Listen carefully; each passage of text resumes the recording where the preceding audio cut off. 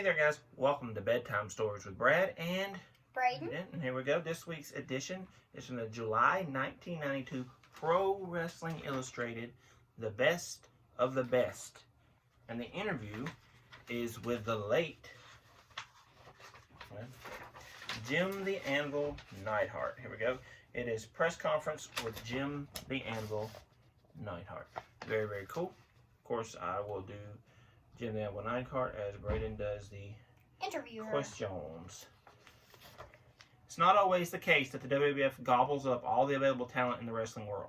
Sometimes it loses some. In late winter, a surprising number of top athletes departed the Federation, including Koko B. Ware, Superfly Jimmy Snuka, Kerry Von Erich, Greg Valentine, and Jim Neidhart. All of these men had reasons for leaving, but the departure of the powerhouse known as the Anvil may have been the biggest surprise of all.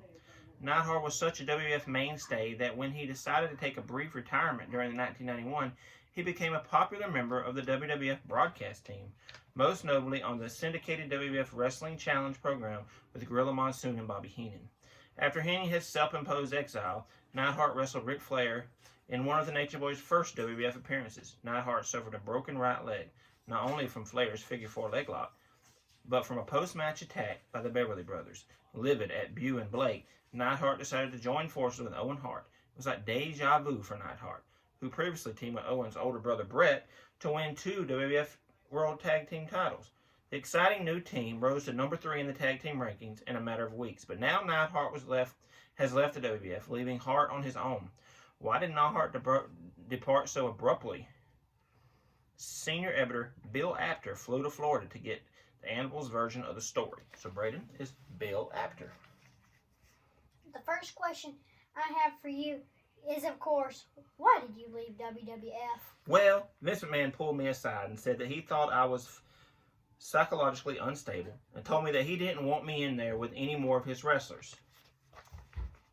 What brought him to that opinion? I don't know. There could be many, many reasons. You never know what's going through his head, and it was my actions in the ring, you know. He said he didn't want me acting this way. He didn't know what I was going to do next. I guess this means the new foundation is defunct. How does Owen Hart feel about what has happened? Does Owen feel like you've deserted him? No. He doesn't feel that way at all. You know, we haven't actually split up yet.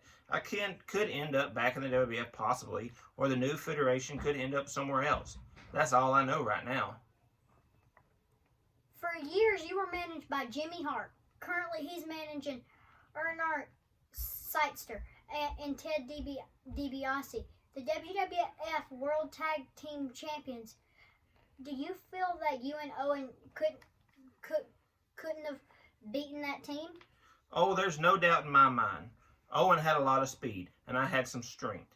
And I can move too. Owen can do all kinds of things, and we complemented each other very well. I believe that we could go up against anybody in the world and do very well. How do you compare Owen and Bret as partners? You were successful with both. They have very similar styles, and they're similar as partners. Owen's just a bit younger, while Bret's got a bit more knowledge, but they're both tremendous partners, really. Did you feel any kind of animosity when you and Bret split and he went on to win the Intercontinental Champion? Absolutely not. I couldn't have been happier. I thought that was great. Was there any reason why you never challenged him for the Intercontinental title? Hey, I'm not a promoter. I'm a poor, fat-bellied wrestler. You know, I don't make matches. At that point, you stayed in singles competition. But I did commentary too. I was offered an opportunity to announce, and it turned out to be more technical than I at first realized. I tried as hard as I could, and I felt I was getting a good grasp of it.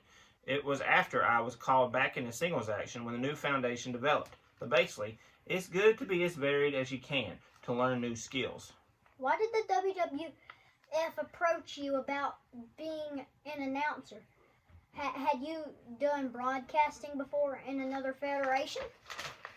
Gotta turn to page 52.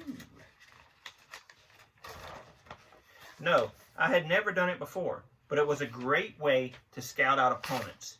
You'd be surprised at what a learning tool that was. You see the whole program, all the wrestlers at one time.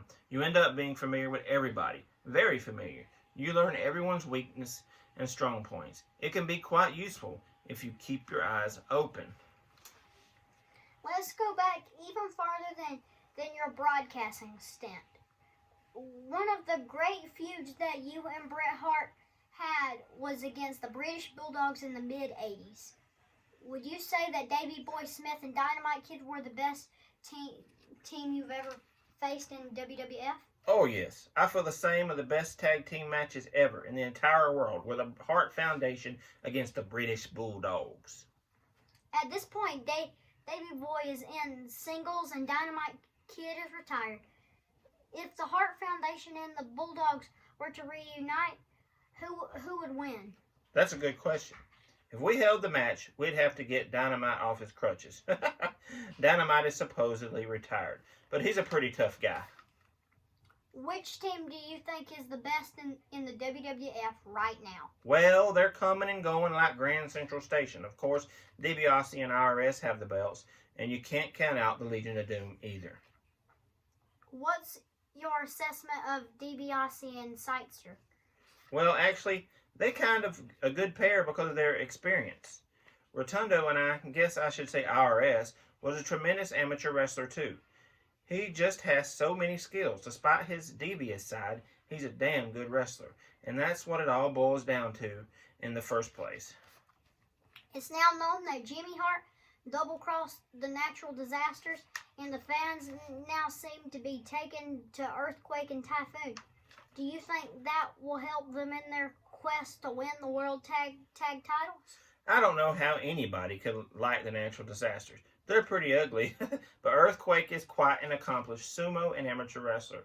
He's just tremendous, as tough as they come.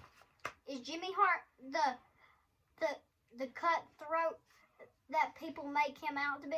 Yes, he is. He is definitely a little sneak. Although he managed Brett and me to the tag team title, I've got to tell the truth. Let's get into your situation right now. You're currently on vacation, and you've competed in a match for the ICWA. Why did you enter that federation? Well, they have cards here in Tampa, and they have one wrestler I really don't like named Star Rider Rock. I had some trouble with him about 5 years ago. I just don't like him personally. We had a grudge, and I just wanted to pound him a little bit. That's about all there is to that situation. How about competing for other independent organizations such as IWCCW or Global? As of right now, everything has been so sudden. If something happened and I start wrestling in the WF tomorrow, I'd be ready. For now, I'm staying in Florida and getting in real good shape because I want to stay ready for my next challenge. Including resuming your team with Owen Hart. Well, like I said before, Vince McMahon seems to think I'm psychologically insane. He doesn't want me in his ring. So what would you like to say to people who think you're insane? Stop chewing the wires and answer that question. A lot of people were saying that a long time ago, I never claimed to be a saint.